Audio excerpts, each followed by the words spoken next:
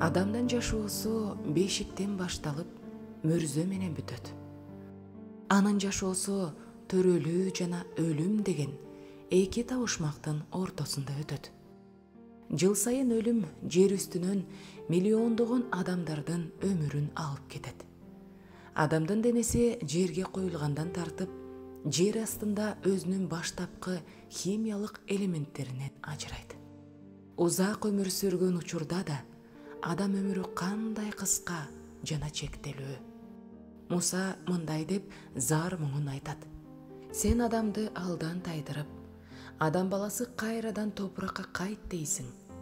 Анткени сенин көз алдыңда 1000 жыл кечээ эле өтүп кеткен күндөй, түнкү күзөт убагындай. Сен аларды сел алгандай алып кетесиң. Алардын өмүрү түш сыяктуу. Алардын жашоосу эртең менен өсүп чыгып, гүлдөп, көгөрүп, кечинде чабылып, кургап калган чөп сыяктуу. Биз өз жылдарыбызды үн сыяктуу жоготтук. Биздин өмүр жашыбыз 70 жыл. Ал эми күч кубаттуу болсок 80 жыл. Анын эң сонун учуру эмгек жана оору. Анткени өмүрүбүз зуулдап тез өтөт. Забур китеби. Биз жердеги жашообуздун чектелүү экенин унутуп калабыз. Биздин өмүр жашыбыз 70 жыл. Бирок көп адамдар ошончо жылда жашашпайт.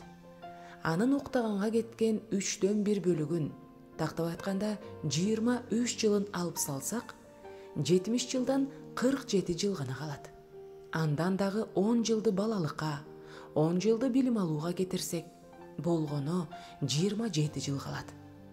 27 жыл ичинде адам үй бүлө куруп, балдарын тарбиялап, чоңойтуп, улгайгандан кийинки жашоосу үчүн кам көрүп, өзүн курчап турган ааламды таанып билип, Кудай менен элдешип, артына кандайдыр бир из калтырып, өз жашоосунун максатын жана түбөлүктүү үлүшүн билип алышы керек.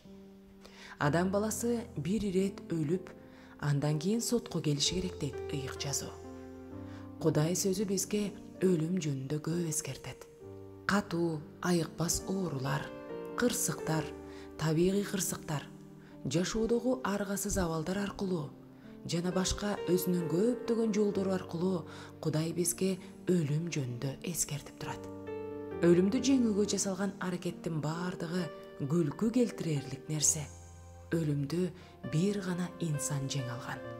Ал өлүмдү өзүнүн өмүрүн берүү аркылуу айкаш-чыгачта жеңген. Ал Ыйса Машаяк. Ыйык жазууда мындай деп жазылган: Кудай бул дүйнөнү абдан сүйгөндүктөн өзүнүн жалгыз уулун берди. Кудай аны ага ишенген ар бир адам өлбөй, түбөлүк өмүргө ээ болсун деп берди.